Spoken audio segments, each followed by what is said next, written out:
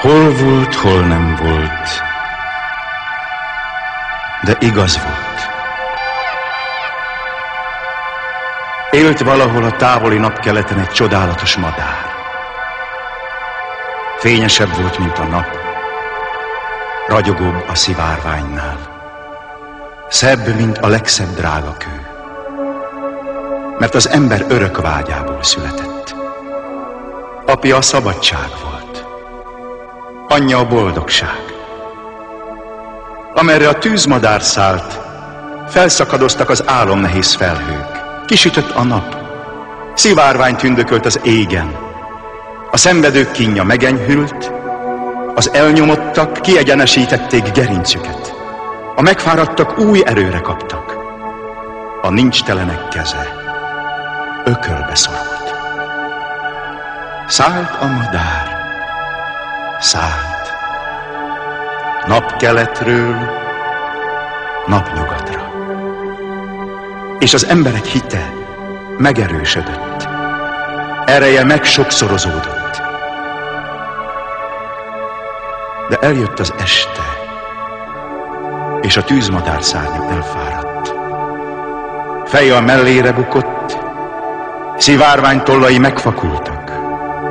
Elhagyta az ereje, mert minden erejét az embereknek adta. Mire az első csillagok megjelentek az égen, és felkelt a hold, a csodálatos madár halott, elemésztette a tűz, amivel az embereket táplálta.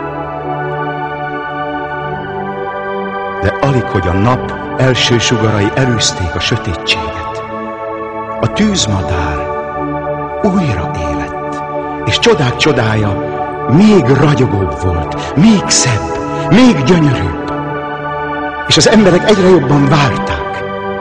Így volt ez az idők kezdetétől, így van mind a mai napig, és így lesz a világ végezetéig.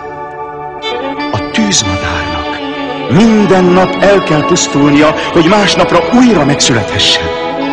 És ha már nem lesz többé gazdag és szegény, elnyomó és elnyomott, És nem úgy lesz, hogy az egyik ember túlságosan jól lakik, a másik pedig éhezik.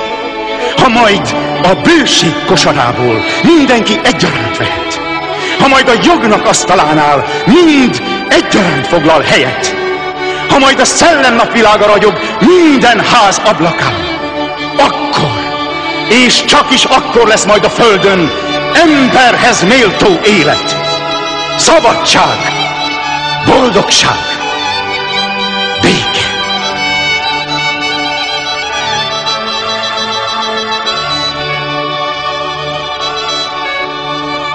De a tűzmadár akkor is itt száll majd felettünk. És akkor is minden nap elpusztul, hogy holnap még gyönyörűbben újjászülethessen.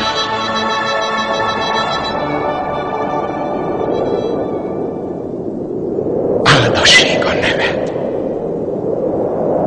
Forradalom.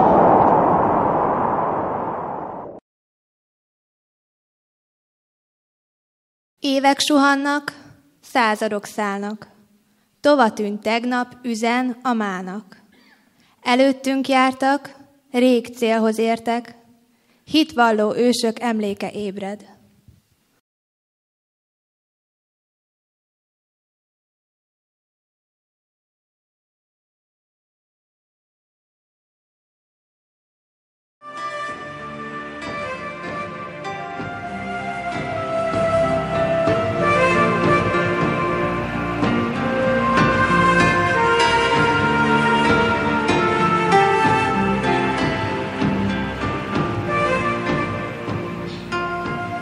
Vannak napok, melyek nem szállnak el, de az idők végéig megmaradnak.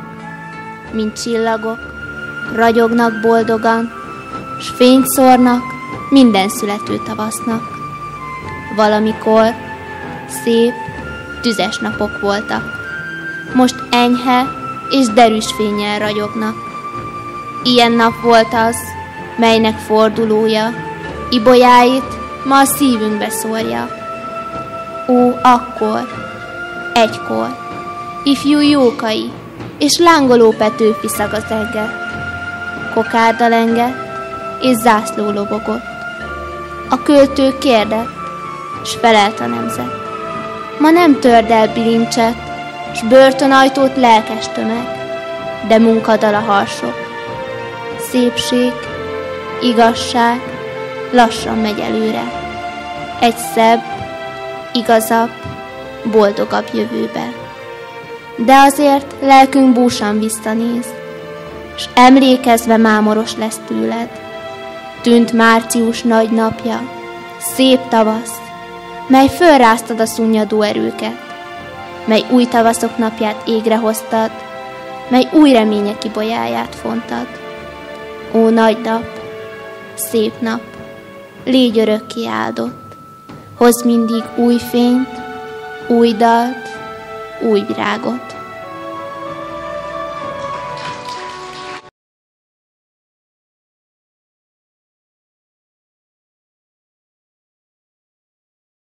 A szabadság utáni vágy az emberrel együtt születik.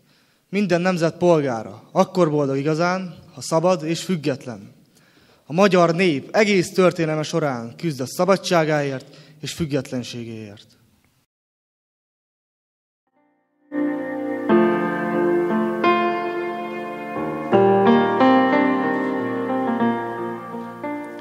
Nemzetemet dúlta már tatár, harácsolt a török, uralkodott fölötte osztrák, lopta olá, rabolta cseh.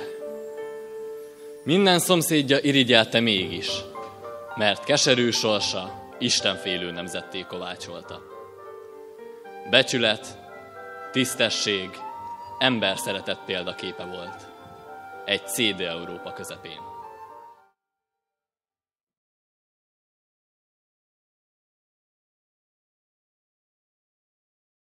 Mi a szabadság? A szabadság több, mint polgárjog. Egyfajta belső függetlenség és határozott nem a kényszerítő körülményekre.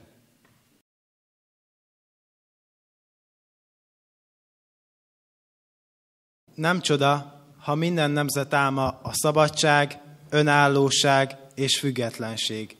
Számtalan történelmi esemény bizonyítja ezt. Különösen kiemelkedő jelentőséggel bír 1848. március 15-e.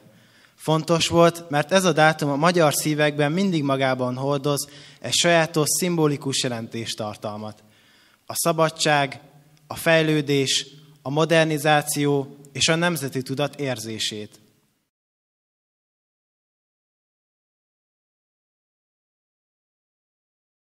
...1848 tavaszán egész Európa mozgott. Egy gondolat rezgi át az egész kontinenst, hogy a létező állapot többé nem maradhat. Láncreakcióként egymást erősítve robbantak ki a forradalmak. Franciaországban, mivel a feudális kötöttségek már jó részt megszűntek, demokratikus alkotmányt, köztársaságot, Magyarországon polgári alkotmányt, jogkiterjesztést, a feudális rend felszámolását, majd függetlenséget, Itáliában függetlenséget és az olasz egység létrehozását, a Balkánon pedig nemzeti felemelkedést, autonómiát kívántak. Nem véletlenül nevezik ezt az időszakot a népek tavaszának.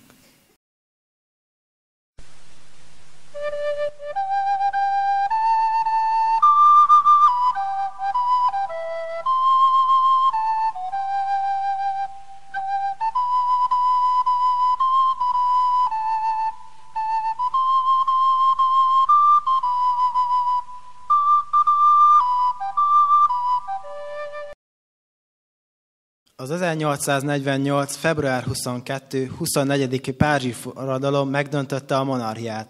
Létrejött a második köztársaság, mely a munkáskérdés megoldása érdekében számos áttörést jelentő intézkedést hozott. Általános választójog, 10 órás munkanap, munkához való jog.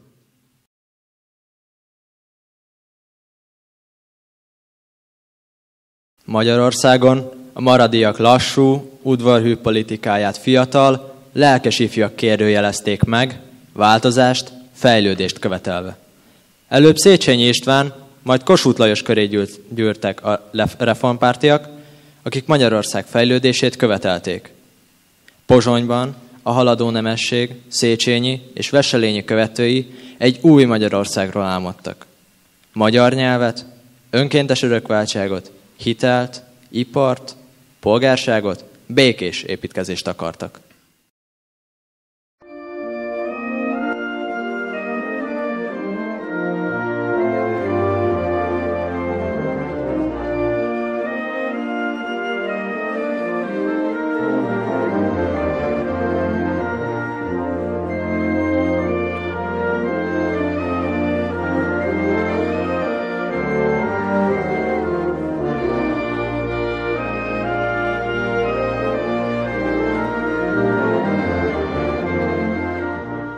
Habsburg Birodalom területén 1848 tavaszán mindegyik 100 000 főnél nagyobb városban felkelés tört ki. A hír gyors szárnyakon járt. A március 13-i bécsi forradalom híre ösztönző hatással volt a magyar radikálisokra. Az álom 1848. március 15-én valóra vált.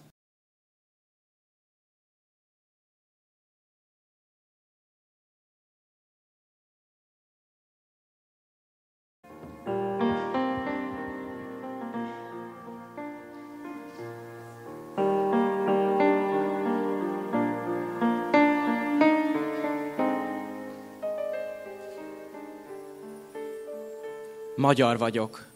Legszebb ország hazám az 5 világrész nagy területén. Egy kis világ maga. Nincs annyi szám, ahány a szépség gazdag kebelén. Van rajta bérc, mely tekintetet vét a Kaszpi-tenger habjain is túl, és rónasága, mintha a föld végét keresné, olyan messze-messze nyúl. Magyar vagyok. Természetem komoly, mint hegedűink első hangjai.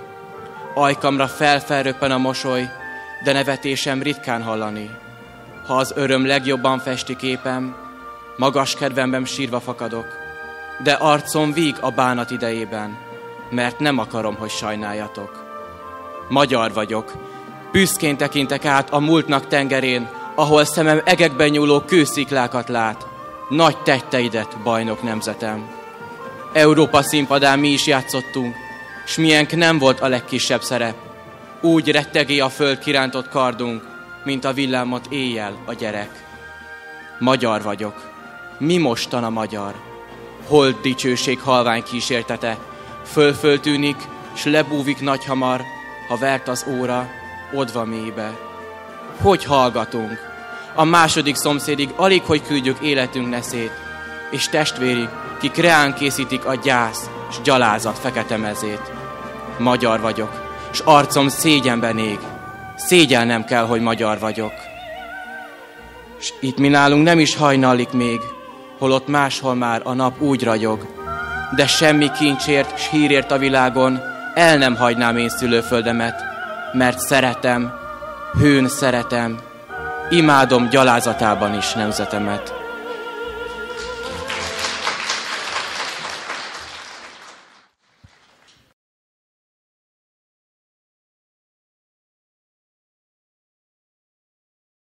De mi is történt pontosan ezen a jeles napon?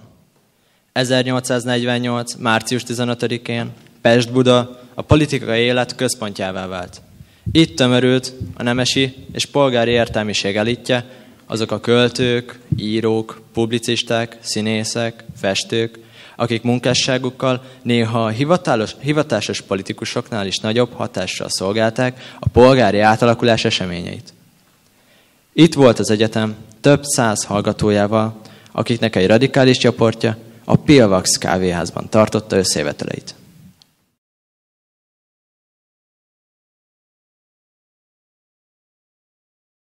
Egyszerű, esős tavaszi nap volt. Petőfi Sándor és fiatal társai a márciusi ifjak.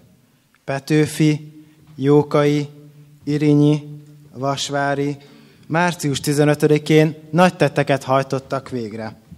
A Pilvax kávéházban összegyűlt ifjak heves vitába fogtak, majd megegyeztek a jeles nap forgatókönyvébe.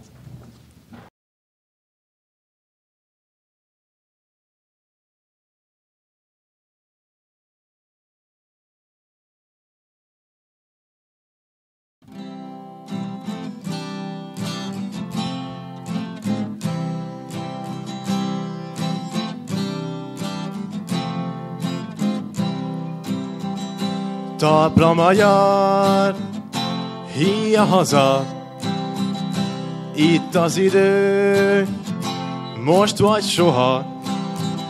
Rabok legyünk, vagy szabadok, ez a kérdés, válasszatok.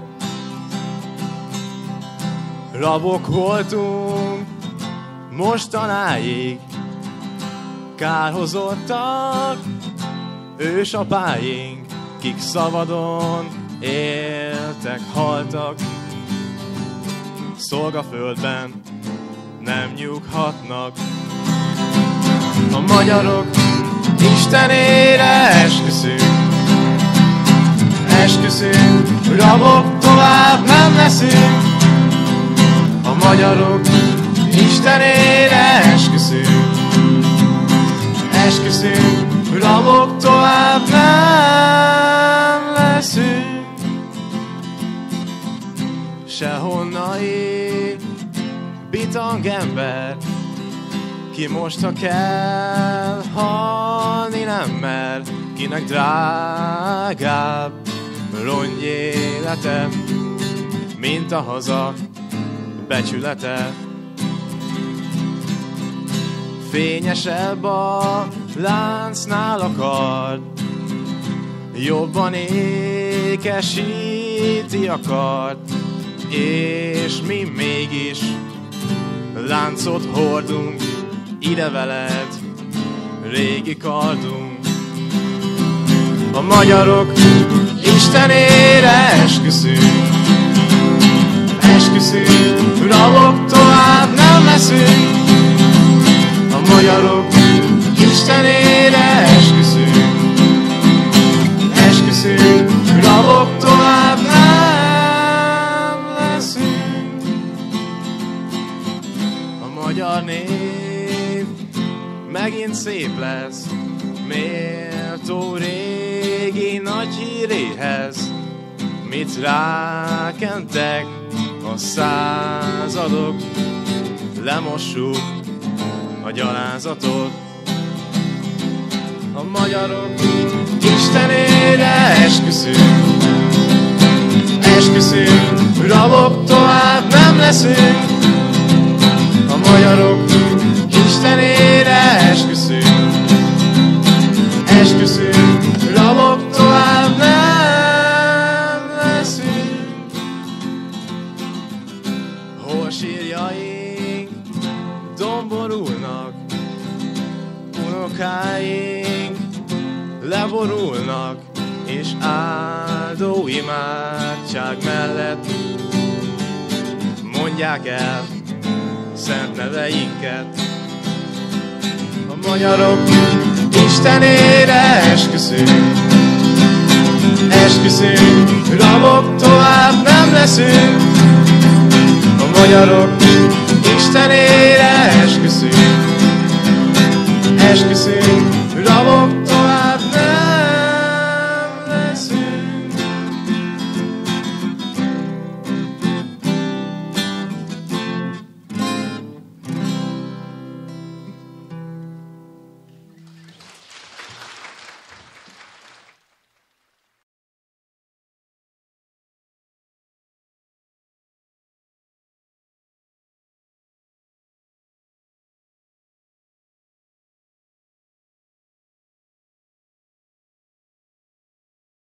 Nincs többé idő hosszas tanácskozásra vagy halogatásra.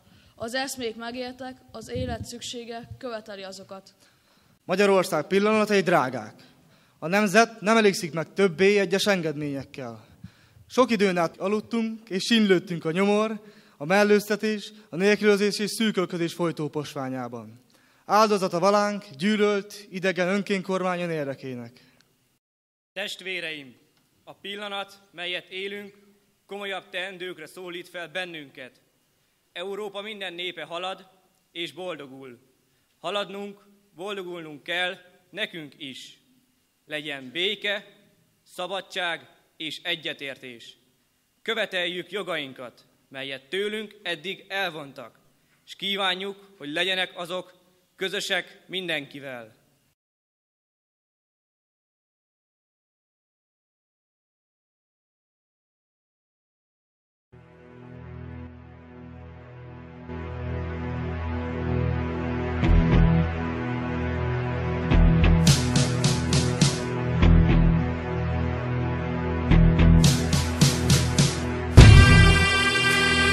Dezsőfi Arisztid. Kívánjuk a sajtó szabadságát.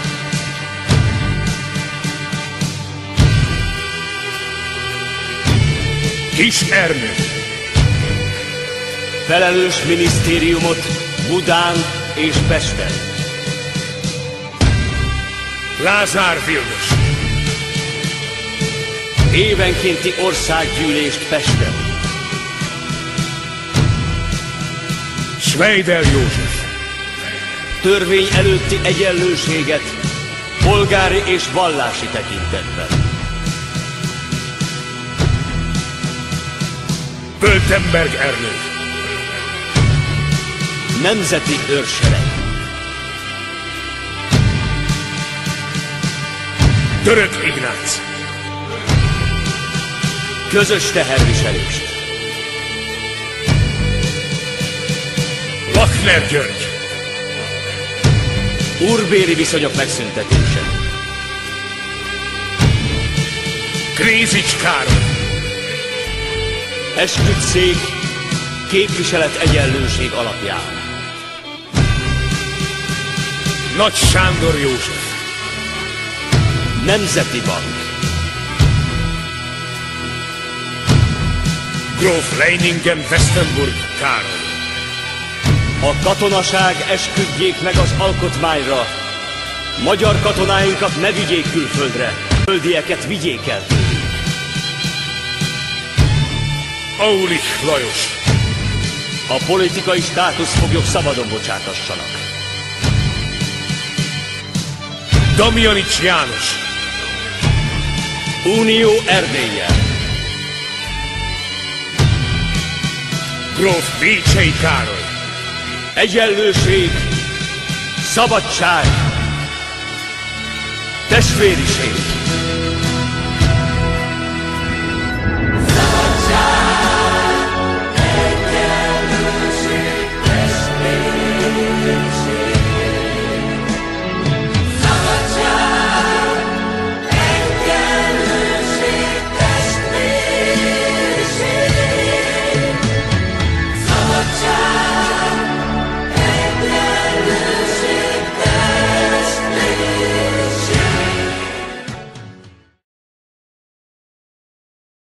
Menjünk a cenzorhoz, engedélyeztessük a 12 pont és a nemzeti dal kinyomtatását.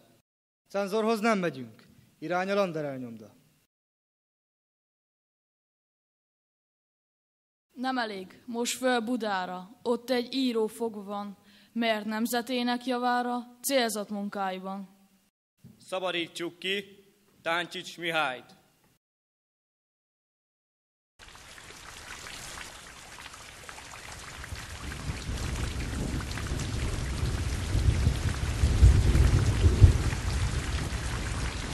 Szakadt az eső, ami egész estig tartott, de a lelkesedés olyan, mint a görög tűz. Víz nem oldhatta el. A márciusi ifjakhoz egyre többen csatlakoztak. Az egyetemi ifjúság, a pesti polgárok mellett ott voltak a József napi vására érkező parasztok ezrei is. Mire a délutánra meghirdetett nagygyűlés elkezdődött a Nemzeti Múzeumnál. A helytartó tanács nem mert katonai erőszakot alkalmazni. Aláírták a forradalmárok követeléseit és Táncsics Mihály kiszabadítását. Úgy tűnt, Pesten vér nélkül győzött a forradalom. A diákok a pesti néppel összefogva kivívták hazánk függetlenségét. Este kivilágítják a várost, 19 órakor a nép által már előzetesen kívánt bánk-bán előadásra zárta e szép napot.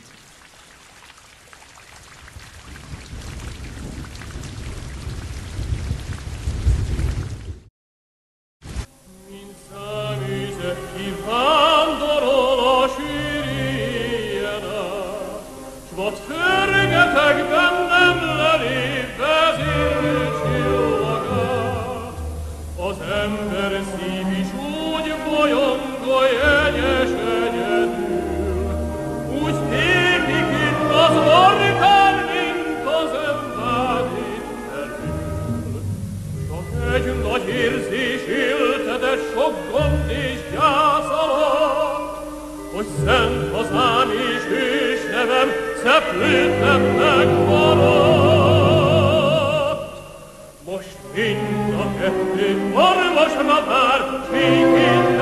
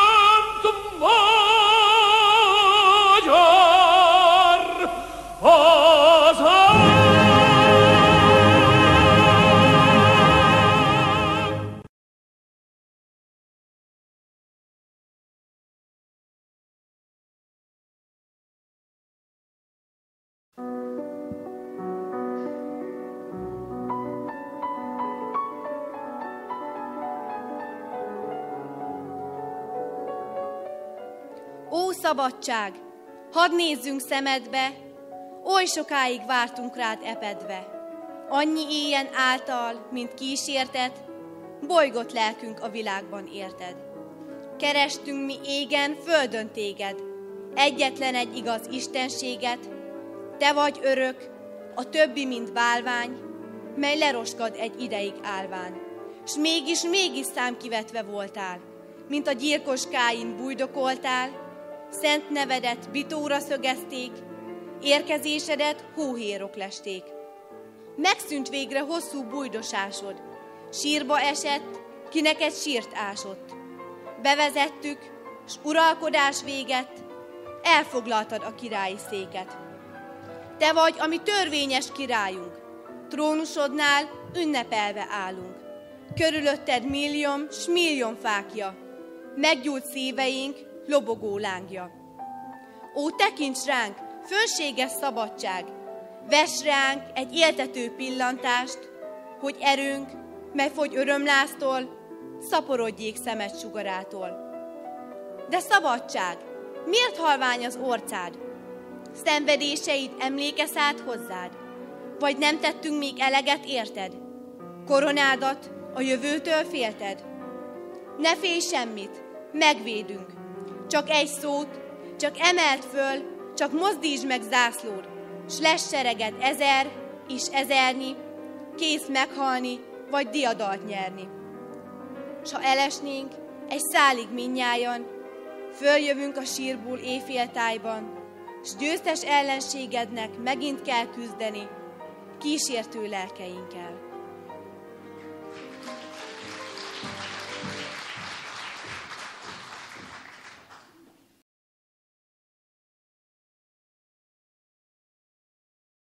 Március 15-e csodálatos nyitánya volt a szabadságharcnak. Mi, a pesti ifjak késő unokái, örökre szívünkbe zártuk ezt a napot. Az ezen dátum által jelképezett korszaknak köszönhetjük gyönyörű himnuszunk keletkezését, zászlónk piros, fehér, zöld színeinek hivatalossá válását, illetve azt, hogy országunk fővárosa Pozsony helyett Budapest, hivatalos nyelve pedig a latin helyett a magyar lett. 1848. március 15-e olyan jelképpé vált, mely nemzetünk szabadságszeretetét, szabadságvágyát fejezi ki.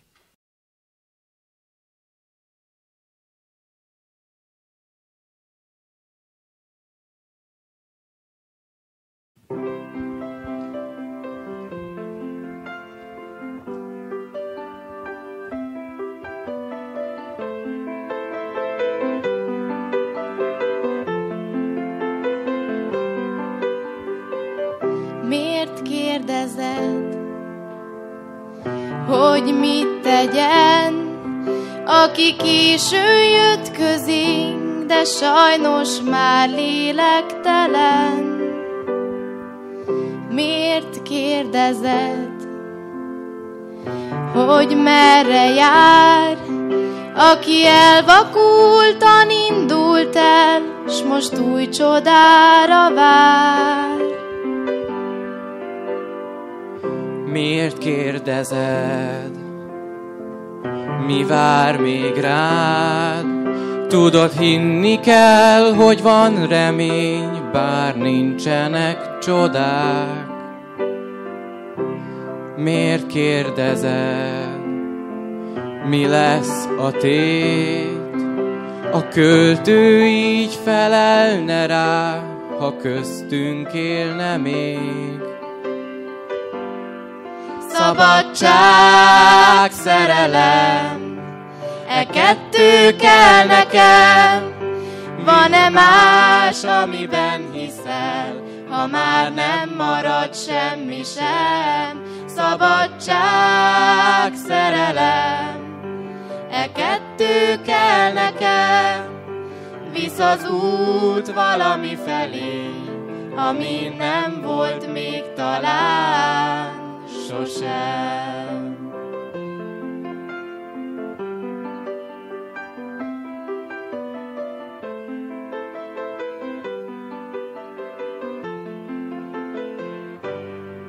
Szabadság, szerelem, kettő kell nekem. Van-e más, amiben hiszel, ha már nem marad semmi sem? Szabadság, szerelem, e kettő kell nekem.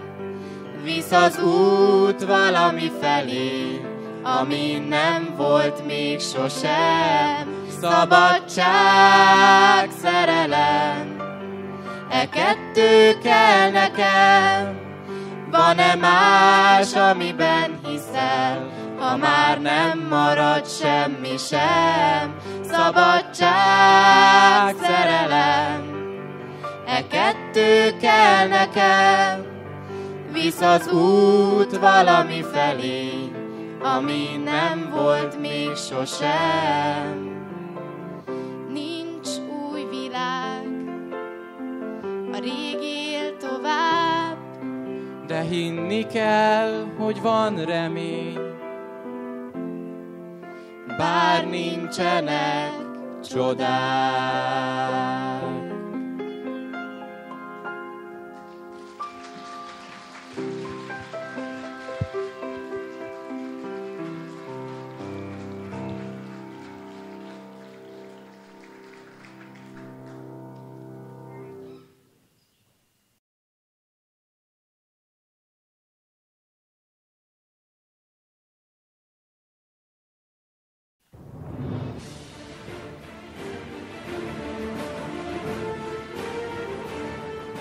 Nincs március Petőfi nélkül. Idő és költő egybefort. Benne sűrűsödött, benne robbant mind, ami forralta a bort. Az ő szavára várt a nép, és élesítette a kaszát. Abban a dicső márciusban ő jelentette a hazát. Nincs szabadság Petőfi nélkül. Ő égette szívünkbe, hogy több a szabadság, mint az élet. Ez a legszebb népi jog. Ő írta, vívta tollal, karddal, s rátette ifjú életét. Szabadságunk örök okmányán Petőfi szíve a pecsét.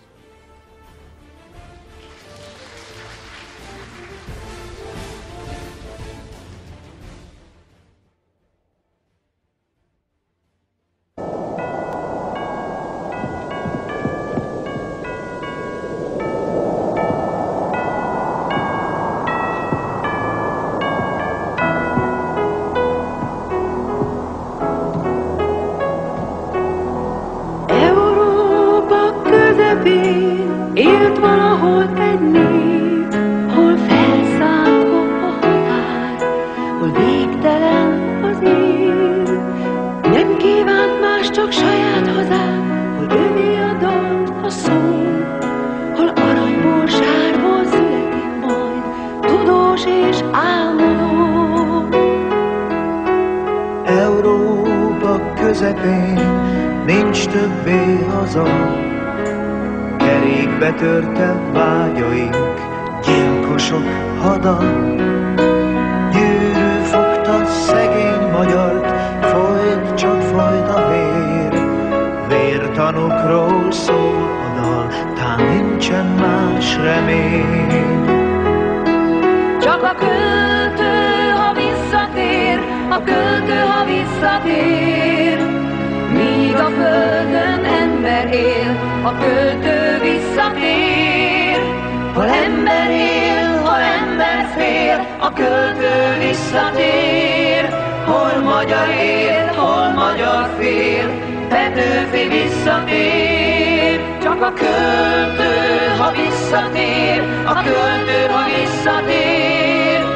Míg a földön ember él, a költő visszatér. Hol ember él, hol ember fél, a költő visszatér. Hol magyar él, hol magyar fél, Petőfi visszatér.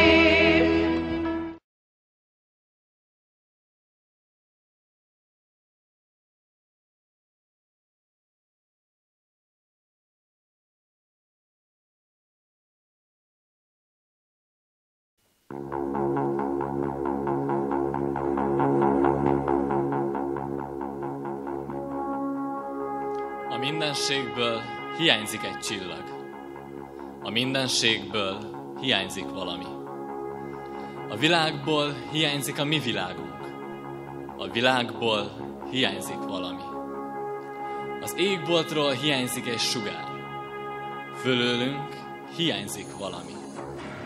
A földből hiányzik egy talpalatnyi föld. Talpunk alól hiányzik valami. Pedig így szólt az ígéret a múltból. Valahol, valamikor, valami. Hitették a bölcsek, hitték a hívők, mióta élünk, e hitetést hallani. De már ránk tört a tudás. Valami nincs sehol, s a mi dolgunk ezt bevallani. S keresni azt, amit már nem szabad senkinek elmulasztani. Újra kell kezdeni mindent, minden szót újra kimondani. Újra kezdeni minden ölelést, minden szerelmet újra kimondani. Újra kezdeni minden művet és minden életet. Kezünket mindenkinek újra oda nyújtani. Újra kell kezdeni mindent a világon. Megteremteni, ami nincs sehol. De itt van mindnyájunkban mégis. Belőlünk, sürgetve dalol, újra hiteti, hogy eljön valami, valamikor, valahol.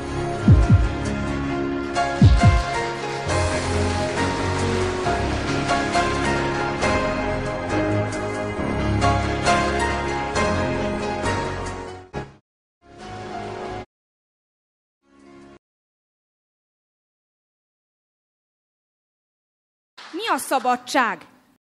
A szabadság? A szabadság olyan, mint a napfény, olyan, mint a szellő. A szabadság olyan, mint egy mosoly, olyan, mint egy simogatás. A szabadság ott van a versben, a táncban, a dalban, a béke és szeretet vágyban.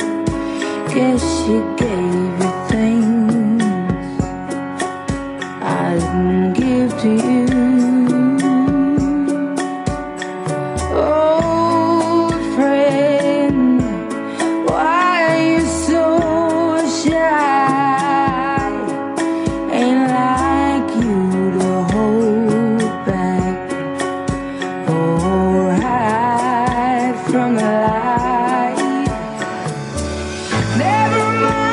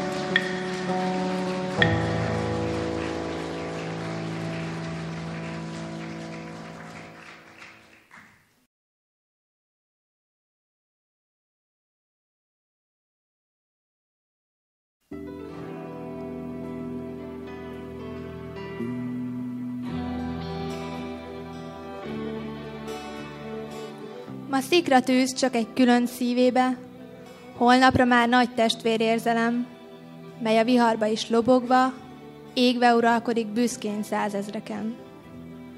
Ma szikra, holnap láng, majd egy tűzerdő, mely bíborával az égig lobog. Hiába tiprad el, mindig növekvő, s a szunnyad is, nem oltják el korok. A fáradott ük, haldokolva még nagy honszerelme égő fák jelengját átadja, s minden az utódra száll át. Meggyújtja ő, s a tűzár szerte árad, átadja gyermekének, ez fiának, aztán tovább, tovább, s a fákja ég.